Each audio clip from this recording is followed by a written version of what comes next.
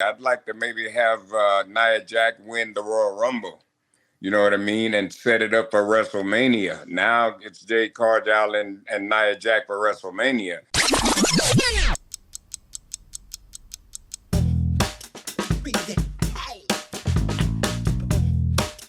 It looks like that we're headed for a Becky Lynch versus Nia Jax feud right now. Your thoughts on that, Bill?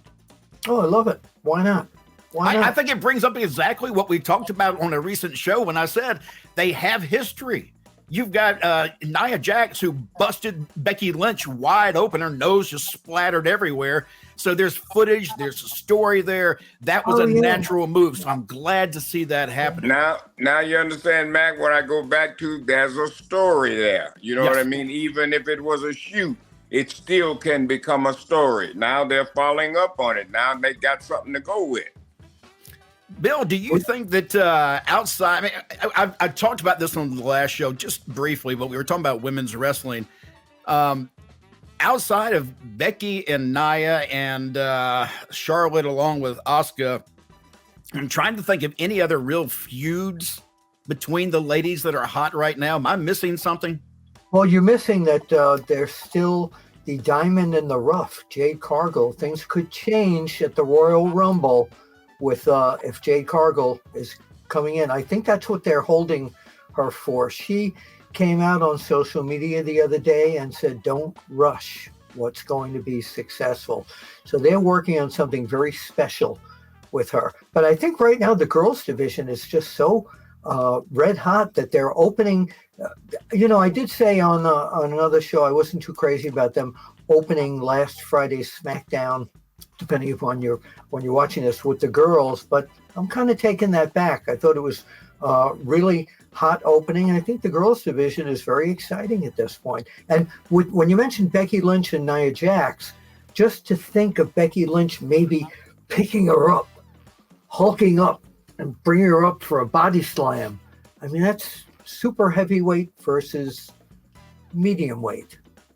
What about, we're talking about things, and Teddy, you may be about to say this, so I'll open it up for you here, but there's one name that keeps crossing my mind. It doesn't cross my mind as often as it should. That's Bianca Belair.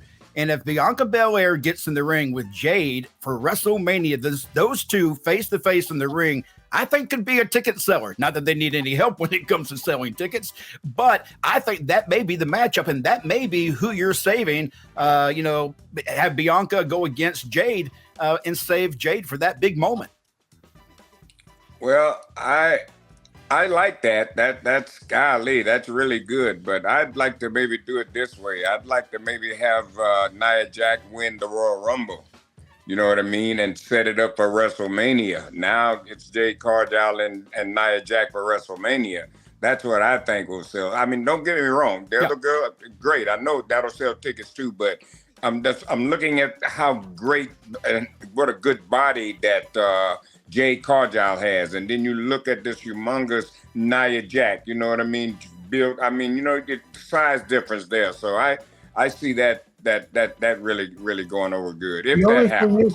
The only thing is there's no title on the line. Usually when you win the Royal Rumble, you're the number one contender for the ladies championship. So we got to figure if Bianca Belair gets if Bianca Belair is still Rhea Ripley. I keep mixing them up. If Rhea Ripley is still the champion at that point, I think Rhea Ripley, Jade Cargill. I think Jade winning the Royal Rumble, that's the WrestleMania ticket, in my opinion. Well, Bill, you're exactly right. You know what I mean? And that I forgot all about. You're exactly right. Rhea Ripley and Jade Cargill. I got it. Now you're exactly actually, right. I agree too. Yeah, my bad. Yeah, I got to start watching a little bit more. This is the second show I've done this. I did an interview with Randy Orton's dad, Bob Orton, and I was trying to talk about Rhea Ripley, and I kept calling her Bianca Belair, and I don't know why. Sometimes it just happens. Well, that's my bad. I just got to start watching the shows a little bit more, too. All right, I want to bring up a comment made by Ted DiBase, the $1 Million Man, who hit out a little bit at Modern Wrestling. He said, quote, He says, quote, I've seen these guys take beautiful bumps. These young kids take a triple back somersault. And you know, if I ever took a bump like that, I've seen some of these guys over the top rope to the floor, and I'm not going to bounce up like a bunny. I'm going to stay down and sell it. That's what's missing. Sell it. And that's what sells tickets. Before fans can really get behind you, you have to do as much as you possibly can in the ring at the time that you have in there. Try to make them believe your story. Make it as realistic as you can. That's part of that quote. You took the words right out of my mouth. You have to make them believe. They have to believe in you.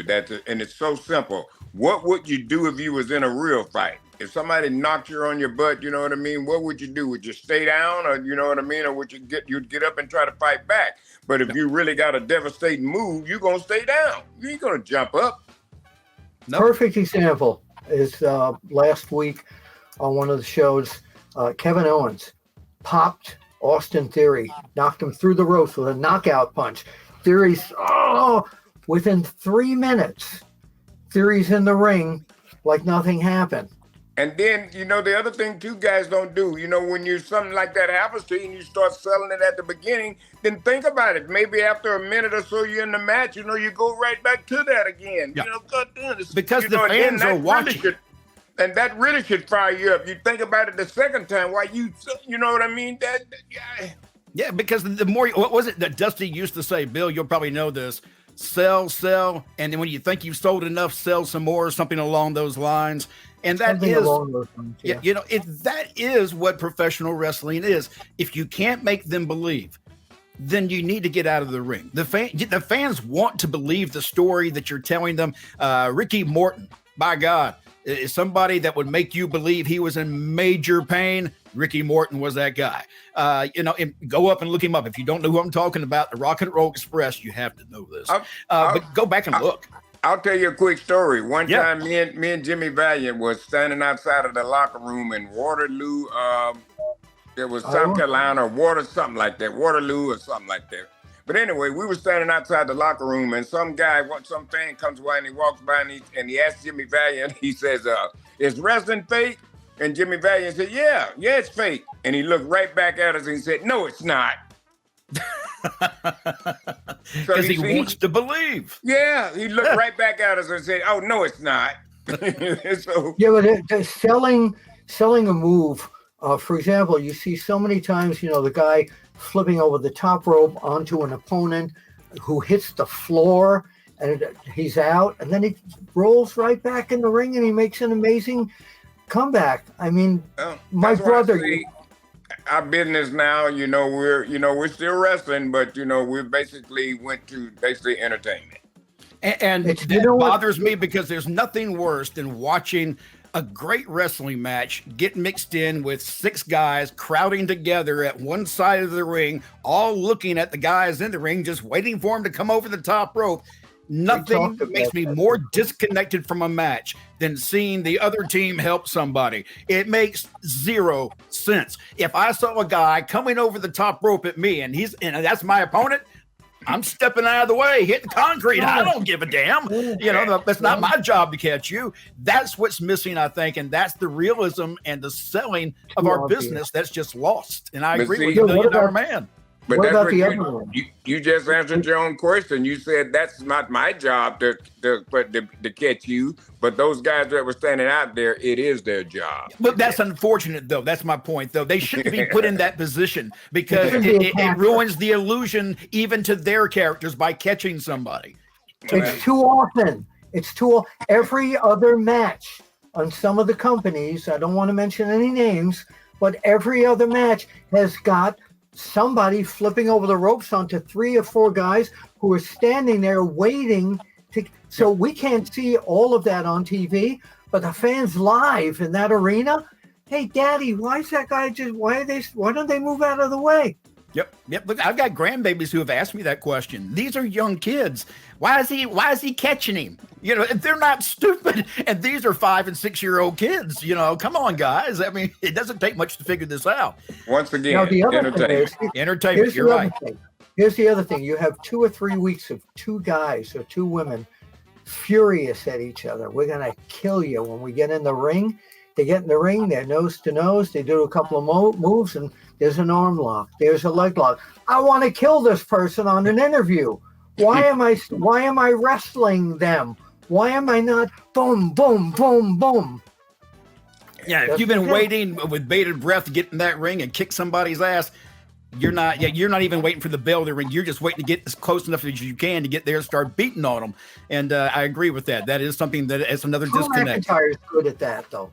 McIntyre's good at that. Yeah, come to the ring. If you're pissed off at this individual, you walk in that ring, you need to keep being pissed off when you get in that ring, because now it's time, buddy, and your time's finished now. Teddy, would you agree with that? Yes, once you step out of that curtain, you're that person now. Okay, you're in the wrestling world, so that's what you need to portray.